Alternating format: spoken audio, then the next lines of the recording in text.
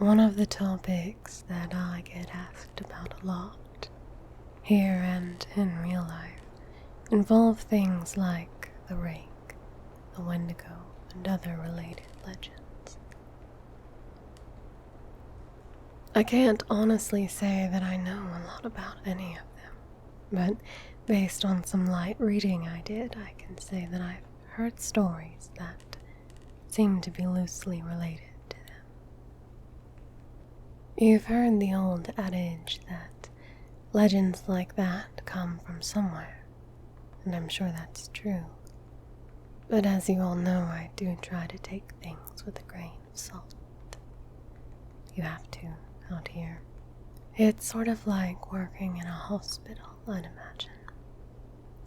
You could spend all day thinking about how many people died there, and how there are probably ghosts, or whatever you want to call them, all over the place. But it doesn't do you any good. It just makes it harder to do your job. I think a lot of us feel that way, and that's why we try to just go about our work like everything is fine. Once you get paranoid, there's not really any going back, and a lot of cadets quit because of it.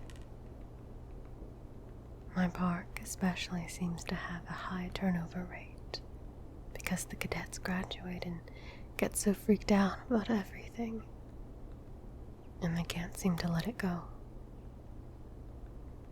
You have to learn to internalize things and shut off. I've talked to Katie a bit about her experience because I wanted to know what she thought about the Wendigo. She didn't really have anything in particular to say about it, aside from the fact that she didn't want to think about it that much. But she told me a friend of hers had something similar happen. I contacted this person, H, over Skype, and they agreed to talk with me a bit. They're aware of my work here, and they're fine with me posting the story exactly as they wrote it. I grew up in Central Oregon, and there's a reservation called Warm Springs, about 2 or so hours from where I lived. I only mention that because a lot of people in my area have friends there, and a lot of the land in that area belongs to that tribe. When I was a kid, we'd go camping up there. Not on the res, of course, but in that area. And I met a lot of kids who grew up there. I got to know one kid really well. His name was Nolan. And we ended up hanging out a lot when our families were in the area. Our folks knew each other, so we'd all get in touch and camp out around the same time. We'd camp for about 2 weeks, so we were out there a long time. I asked H if he camped in an RV. Yeah, my dad has one, so I guess it wasn't really camping, but we'd take our tents and stuff and set them up away from the camp most nights. I don't like sleeping in there because I like being outside. We talked a bit about camping. So, anyway, sorry. One year Nolan and I were out there. I think we must have been like 12 or so. We wanted to go out and camp near the river because we wanted to try night fishing. I think we must have been about 1/3 of the mile from the main camp. Far enough away that we couldn't hear or see anyone else, I remember that. We were messing around most of the day. I don't really remember much about it, but we ended up building a fire at some point, and I was really impressed because he had this flint or something that he used to start it. I'd never seen anyone do that before, so I thought it was pretty cool. I got him to teach me how to do it, and we lit some stuff on fire. Which, looking back, was really stupid because it was the middle of fucking summer. And if I remember right, the fire warning was either at yellow or orange. But thankfully we didn't start anything major. And when it got dark, we sat around and talked about whatever it is 12-year-olds talk about. I don't really remember. What I do remember is that at some point, he looked over my shoulder at the river and asked me if I could see something. The way our camp was set up, we were about 10 feet from the river, and we were at the widest point, so it was probably about 20 feet to the other bank. It gets hot up here in the summer, but the water's still cold, which is important. I look over my shoulder and I can see something wading into the river on the other side. From where we were, it looked like a deer, but we couldn't really tell because of the fire. I got up to look closer and I saw a pair of antlers, so I figured it was a buck. But I thought it was weird that it was wading into the water. And it was definitely heading for us. And I asked Nolan what he thought we should do. He looks at the fire with this weird expression and he tells me to sit down and shut up. So I do, because I'd never seen him act that way before. He's whispering at me to ignore it and just keep talking like we were. But I couldn't think of anything to say. He was saying something about an episode of some show, but I could hear the deer coming through the water, so I wasn't really paying attention, and I kept trying to see over his shoulder, but every time I did, he'd sort of hit me on the arm and make me look at him. I wasn't really scared. I remember I was just sort of confused.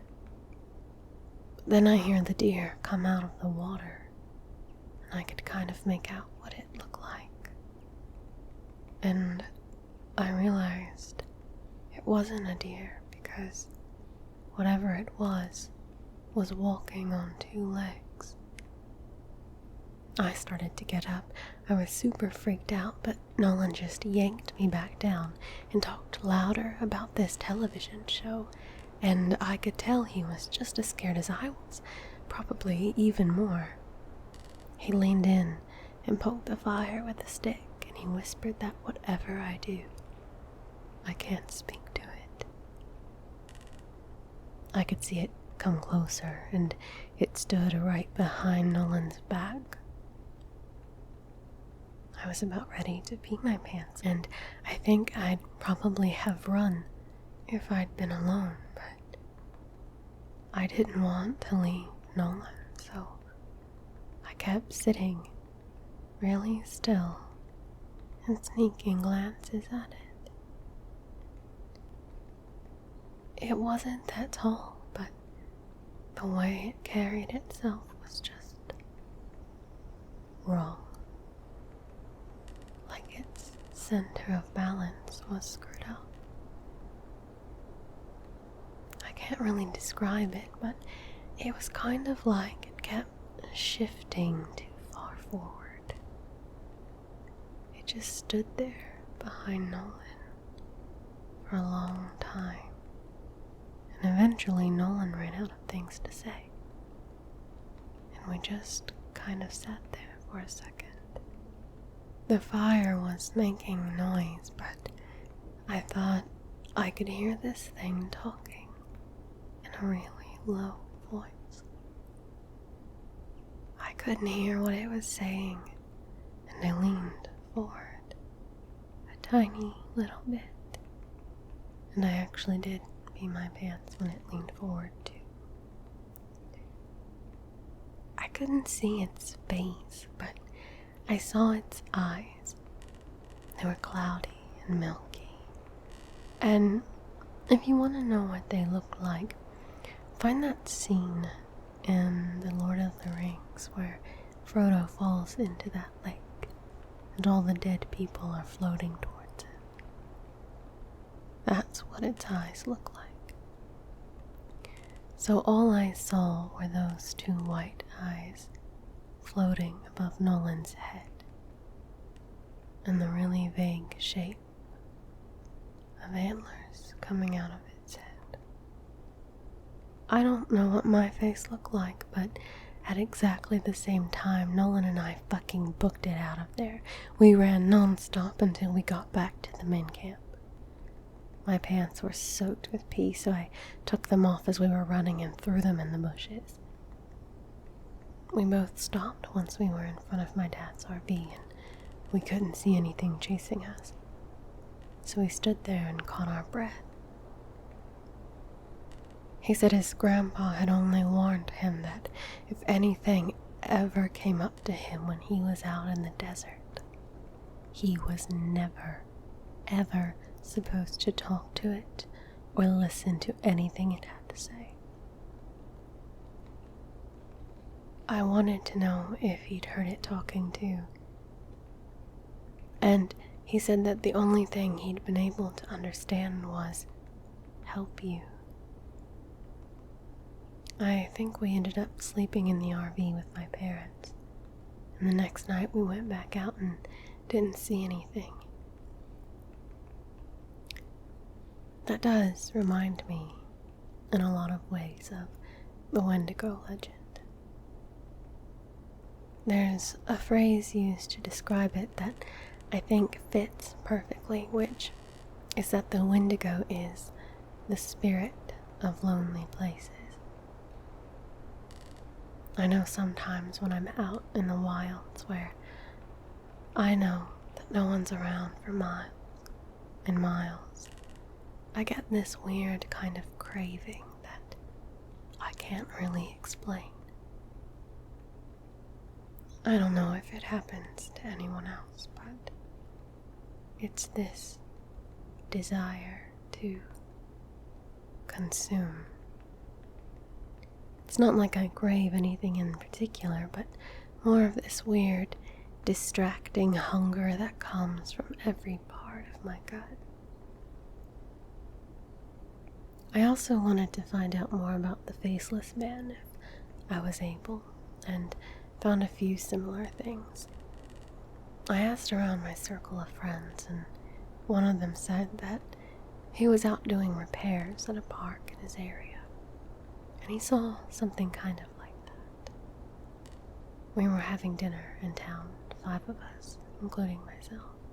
This guy, he was repainting an information booth and heard a man ask him for directions to the nearest campsite. He didn't turn around because he was up on a ladder, but he informed the man that there weren't any campsites nearby, but that if he headed down the road about 4 miles, he'd find one at another park. He asked if he could be of any other help, but the man said no and thanked him. My friend said he kept painting, but he was listening and never heard the man leave.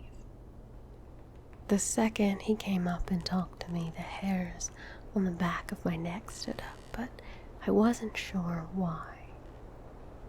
I just had this really uneasy feeling about the whole thing, and I wanted to finish painting and get out of there. I figured maybe part of it was that I couldn't turn around to look at him, but something just felt off. There was also this weird smell floating around even before the guy talked to me, kind of like old period blood. I had looked around to see what was causing it, but I didn't find anything, so I waited for the guy to walk away, but I didn't hear him leave, which made me think that he was just standing there and watching me. So I asked again if I could do anything for him, but he didn't answer. I knew he was there though because I hadn't heard him leave. So I did this awkward turn on the ladder to look down and see what he was doing. Now, I admit, it could have just been my brain fucking up, but I swear to you, Russ, for a split second when I turned around, that fucker didn't have a face. Like, he had no face. It was almost concave and totally smooth. And I just about had a fucking heart attack because I couldn't even wrap my brain around what I was seeing. I think I started to say something, but there was this kind of pop inside my head, and suddenly he was just a normal looking guy. I must have looked weird because he asked me if I was okay, and I was just like, yeah, I'm fine. He asks about the campsite again, and I point to where he has to go, and he's like, I'm not from around here, can you help me get there? Now this is when I know something is really up, because there's no way this guy got out here and didn't know where he was. And for that matter, there's no car around, so how'd he get here in the first place? I said I was sorry, but that I couldn't take him anywhere in a company vehicle. And he's like, please, I really don't know where I am. Can you come with me and help me get there? So now I'm seriously weirded out. Like, I started wondering if this was some kind of ambush or whatever. I told him I could call him a taxi to come and take him where he wants to go. And I pull out my phone and he just goes, no, and walks away really quickly. But he doesn't just walk out of the park. He walks back into the fucking trees, and I got right in my fucking truck and started to get out of there. Fuck the pain or whatever. I looked in my mirror to see where he was as I was leaving, and he was standing right at the tree line again. I don't know how he got there so fast, but this time I know that fucker didn't have a face. He was just watching me leave. And right before I turned the corner, he took a big step back into the trees and kind of dissolved, I guess. Maybe it was just so dark he blended in, but it felt more like he just melted away. Interestingly enough, right after this guy finished his story, someone else piped up with another one, but with a slightly different twist. You know, actually, I had something sort of weird like that happen a while back. I was out doing some trail scouting, and I was in the middle of nowhere figuring out where we were going to have this trail run through. I hadn't seen anyone else for probably a good 2 hours, so I wasn't really paying attention to where I was going. I was just looking at the ground for the most part. Then out of nowhere I crested this little hill and almost ran into this guy. He was older, probably in his 60s. I started to apologize to him for running into him, and then I noticed his face. And I probably looked like a complete douchebag because I just stopped and stared at him. It took a second to figure out what was wrong, but this guy's face was huge. I know that sounds weird, but that's the only way I can describe it. His head wasn't big or anything, it was normal, but the amount of space his face took up was just way too much. Like if you took someone's face and enlarged it all by about 2 times. He doesn't say anything, he just kind of looks at me, and I back up.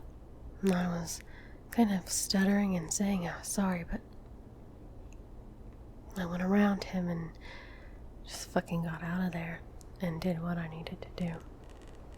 The whole time I just kept looking behind me because I was so freaked out that he'd pop up behind me or something. I know it sounds ridiculous, but I swear to you, it was one of the creepiest things I'd ever seen. I switched the topic to the stairs a little later, and there was a definite shift in enthusiasm. No one spoke up at first. There's a real stigma around discussing them, even when we're away from work. But I broke the ice with a story of my own, and the guy who told the story about the faceless man told me this one, albeit very quietly. A couple of years ago, I was camping with my girlfriend, and we're about 2 miles from the road, the side I know.